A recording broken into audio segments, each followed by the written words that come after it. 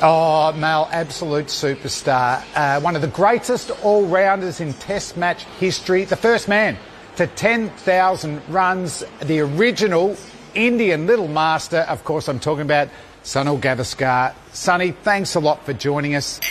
Oh, my pleasure, my pleasure. And how relaxing. And thank you so much for calling me an all-rounder. I've been dying to be called an all-rounder. Well, I've got a wicket, so I'm an all-rounder. So name names, who did you get out? Zaheer Abbas for 96. He was looking for a century in each innings. He got a century in the first innings, and I bowled him one of those snake balls. So, 96. And we still talk, mind you. He scored over 100 first-class hundreds. He did. It's not about Zaheer Abbas today. It's about you, Sonny. And you're in Australia. The first time you toured here was actually in the World 11, 1971-72. But as an Indian team member, it was 1977-78. Can you remember all the way back then? Well, yes, I do, because, that was such an enjoyable tour. It was, a fun tour. We had some great cricket. The 5 Test series went 3-2. But one of the things that I remember is some of the guys saying on the flight into Australia that by that time, the Australians had got some sort of a reputation as the ugly Aussie. And I know. And so some of the boys said to me, some of the batsmen said to me that they were actually carrying their own birth certificates as well as their parents' marriage certificate, in case they were ever called to make them immune. Yeah. To show. Well, you're wrong. Yeah, you're wrong. I've got physical evidence that that's actually incorrect, Tomo. Yes. and what an exciting tour you said as well, like a lot of close Test matches. Yep. But for you, 100 here on Boxing Day, and also it was the first time India had won a Test match in Australia. Yes, I think that made it even more memorable to be able to make some contribution to the win. Though I have to say that it was Chandrasekhar who got 6 wickets in each innings. That he was the architect of our victory. But to be able to make some sort of a contribution with the bat was really, really nice. And in front we didn't have a full house, of course, but we had a lot of people that day. And it was a fantastic moment when India won. No, it was for the Indians. What about next tour, 80-81? You're on the way to another 100. You're facing Dennis Lillee. Yep. And this happens. Yep. Well, I got an inside edge. As you can see from the forward short leg fielder, he hasn't done anything. He hasn't moved.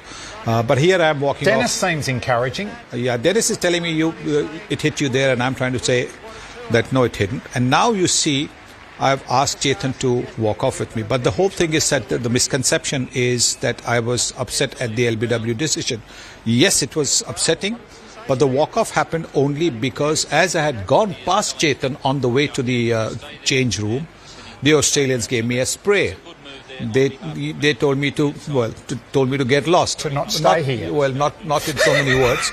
They told me to get lost. So which is where I actually have come back, and then I've asked Chetan to walk off with me. When you asked him, what was his his reaction was, "Are you serious?" And then as we walked a little further, he asked me, "Are you serious?" And at which point I walked further away from him. But why walk off? The previous day we had this situation where we thought Alan Border had been out 3 times, and then he was, after 100, he was bowled round his legs. And the umpire started to go towards the square leg umpire to confirm whether it had happened. And the wicketkeeper, Syed Kirmani, said to me, if this is given not out, I'm walking off. So I said, you can't do that. And he said, no, this is questioning my integrity. So that word walk off, was there. So next day when this thing happened, that's it. Syed Kirmani caused this. He's the one. What about the next tour, though? You're smiling, and there was plenty of smiles. You dominated the 1985-86 series. Here's a highlight of 100 in Adelaide. Yes, it was fun. We had 3 Test matches. Again, the series was drawn. No result in all the 3 matches. That was a very good Australian team led by Alan Border. They had Billy McDermott, Merv Hughes to open the bowling, and batting also was very, very good. And you played against Merv, and I believe he sledged you. I think he called you a little kid. Or something like that. Yeah, something like that. Well, but Merv had the last word. I also got back at him after getting 100, mind you. That was the first time I had actually been called anything, apart from, of course, in Pakistan, when you expect to be called. Now, what about one-day cricket? You're able to adjust your game. You're a beautiful stroker of the ball, and you like forcing the batsmen to chase them. But we're looking at some big sixes. Well, that was that's a different game because, we were brought up, our upbringing in cricket was to hit the ball along the ground. So this was a little bit hard to get used to, but eventually I think by the time the thing ended, I'd managed to, get the ball up in the air a bit. Oh, I like seeing that, Sonny. But the highlight for one-day cricket was obviously the 1983 World Cup win.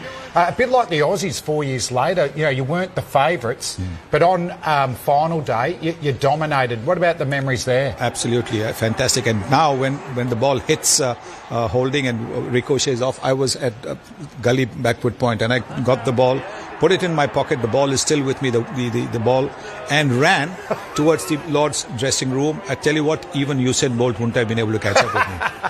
So have you still got it now? Yes, the ball is still with me. Jeez, imagine how much that would be worth, I tell yes. you. Hey, talking about the Aussie attack, what about Jeff Thompson? Oh my God. Was he clearly the fastest bowler you faced? By a distance. I even played Michael Olding, who wasn't slow. No. But as far as Tomo was concerned, maybe because we played him on Australian surfaces where the ball also has the extra bounce and the extra carry, maybe that is the reason. But he was unbelievable. He was quick.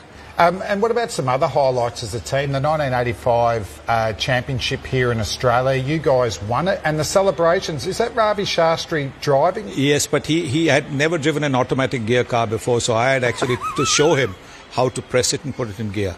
And that's when the whole thing started. But the manufacturers were actually very happy with the publicity they got. I believe he left it here. He's driving around this weekend before the Boxing Day. Well, I don't think so. He's got it at home.